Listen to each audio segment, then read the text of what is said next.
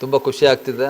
ನನ್ನ ಮೇಲೆ ನಂಬಿಕೆ ಇಟ್ಟು ನಮ್ಮ ಸಿದ್ದರಾಮಯ್ಯ ಸಾಹೇಬರು ಮತ್ತು ಉಸ್ತುವಾರಿ ಮಿನಿಸ್ಟ್ರು ಮತ್ತು ಪಶುಸಂಗೋಪನಾ ಸಚಿವರು ಎಲ್ಲರ ಆಶೀರ್ವಾದದಿಂದ ಇವತ್ತು ಒಂದು ಉನ್ನತವಾದಂತಹ ಒಂದು ಜವಾಬ್ದಾರಿಯುತವಾದಂತಹ ಸಂಸ್ಥೆಗೆ ನನ್ನ ಅಧ್ಯಕ್ಷರನ್ನಾಗಿ ಮಾಡಿದ್ದಾರೆ. ಈ ಸಂದರ್ಭದಲ್ಲಿ ಅವರೆಲ್ಲರಿಗೂ ಧನ್ಯವಾದಗಳನ್ನ ಹೇಳಲಿಕ್ಕೆ ಇಷ್ಟಪಡ್ತೇನೆ. ರೈತರ ಹಿತದೃಷ್ಟಿಯಿಂದ, ಸಂಸ್ಥೆಯ ಹಿತದೃಷ್ಟಿಯಿಂದ ಇಬ್ಬರು ಉಳಿಯುವಂಥ ಕೆಲಸವನ್ನು ಪ್ರಾಮಾಣಿಕವಾಗಿ ಪ್ರಯತ್ನ ಮಾಡ್ತೀವಿ. ಖಂಡಿತವಾಗಲೂ ನನಗೆ ಆ ಒಂದು ವಿಶ್ವಾಸ ಇತ್ತು.